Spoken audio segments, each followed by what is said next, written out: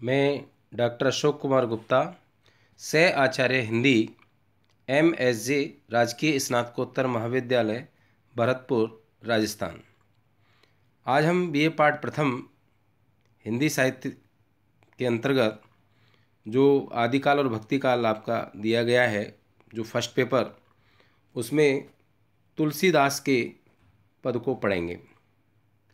तुलसीदास के बारे में पहले मैंने आपको PDF में भेज दिया था कि तुलसीदास भक्तिकाल के भक्त शिरोमणि कवि माने जाते हैं।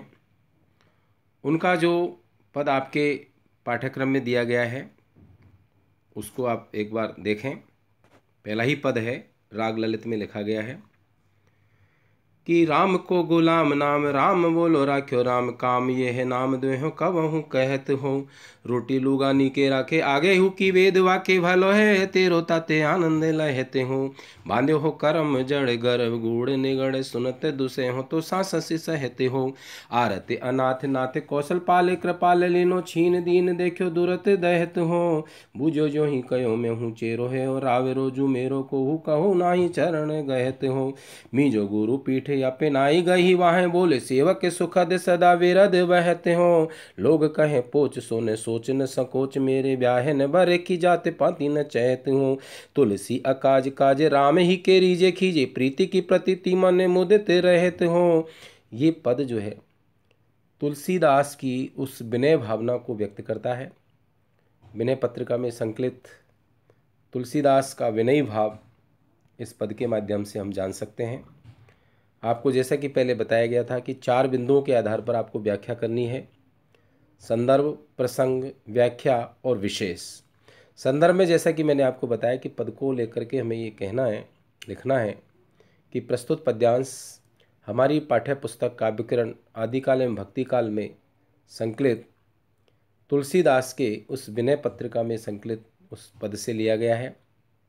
प्रसंग में हमें ये लिखना है कि ये उस समय का प्रसंग है जब महाकवि तुलसीदास अपने उस विनय स्वरूप में भगवान श्री राम के प्रति अपार स्नेह और विनय भाव प्रदर्शित करते हैं। उसी को लेकर के ये तुलसीदास जी ने भगवान राम से प्रार्थना की है और कहा गया है कि मैं तो श्री राम जी का गुलाम, राम को गुलाम, नाम राम बोलो राख्यो राम। लोग मुझे राम बोला कहते हैं। काम क्या करते हो? काम यही करता हूँ कि कभी कभी 2-4 बार राम नाम कह लेता हूँ और इसी के कहने से राम मुझे रोटी और कपड़ा अच्छी तरह से दे देते हैं। रोटी लुगा नीगे राखे। और यह तो इस लोक की बात हुई। आगे परलोक के लिए तो वेद पुकार ही रहे हैं कि राम नाम के प्रताप से ही तेरा कल्याण हो जाएगा।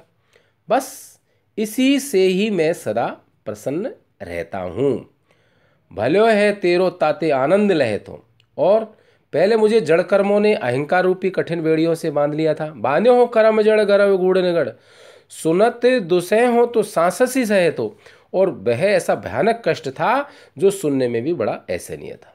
मैंने दुखी हो पुकार कर आरत अनाथ नाथ पुकार कर कहा, हे आर्त और हे अनाथों के नाथ, हे कौशलेश कौशलपाल, हे कृपा सिंधु, मैं बड़ा कष्ट सह रहा हूँ, मैं बड़ा कष्ट सह रहा हूँ। ये सुनते ही श्री राम ने क्या किया? मुझ दीन को पापों से जलता हुआ देख करके और लीनो छीन दीन देखो दुरत दहे तो हो, तुरंत कर्म बंधन से छुड़ा लिया। और ज्यों ही उन्होंने मुझसे पूछा, बूझो ज्यों ही कहो, पूछा कि कहो कौन हो, कौन है तुम? तो क्या कहा? तो यूँ ही मैंने कहा कि हे नाथ, मैं हूँ चेरो वह रावरो जू। रावरो माने आपका। हे नाथ, मैं तो आपका दास हूँ, आपका दास बनना चाहता हूँ। मेरे कहीं कोई और है भी नहीं, मेरो को कहूँ नहीं, मेरा कोई भी नहीं है। मैं तो आपके चरण पकड़ना चाहता हूँ। गहत माने पकड़ना, चरणों में पड़ा हूँ।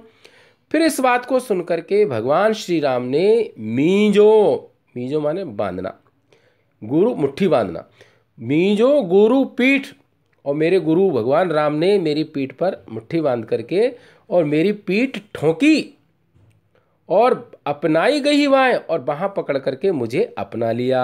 और फिर आश्वासन दिया। बोले कैसे? बोले सेवा के सुखद वो ऐसे सेवकों को सुख देने वाले। और तब से ही मैं सदा विरध वह तो, और उसी में बहता हूँ।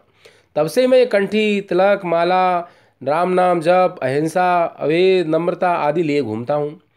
भगवान का वैष्णवी वाना सदा धारण किए रहता हूँ। राम का गुलाम बना देख करके लोग क्या कहते हैं, लोग कहे पोच, लोग मुझे नीच कहते हैं। सो न सोच न संकोच मेरे, परंतु मुझे इसके लिए कोई चिंता या संकोच नहीं है। क्यों? क्योंकि न तो मुझे किसी के साथ ब्याह है न वरे की, न तो किसी के साथ ब्याह सगाई करनी है, और ना ही जाति पात, ना ही मुझे जाति पाति से किसी से कुछ मतलब है। तो तुलसीदास जी ये कहते हैं कि अकाज काज, अकार्य क्या है, कार्य क्या है, वो सब राम के ही रीझने और खींचने से, अर्थात तुलसी का बनना और बिगड़ना तो श्री राम के खुश रहने से, श्री राम के खींचने से ही होता है। प्रीति प्रतीति मन मुदित रहे तो, परंतु मुझे तो आपके प्रेम पर ही विश्वास है, इसी से मैं मन में सदा सानंद रहता हूँ। तो ये जो व्याख्या आपकी है, और इसमें कई जो है राग ललित इसमें जो दिया गया है, राग को हम पढ़ करके इसमें गा सकते हैं। अनुप्रास की छटा आपको कई जगह इसमें स्थापित मिलेगी, और बड़े ही सरल और सहजता में है। प्रसाद गुण इसमें जो है दिखाई देता है। तो इस तरह से हम आज इतना ही पढ़ेंगे। आपको बहुत बहुत धन्यवाद।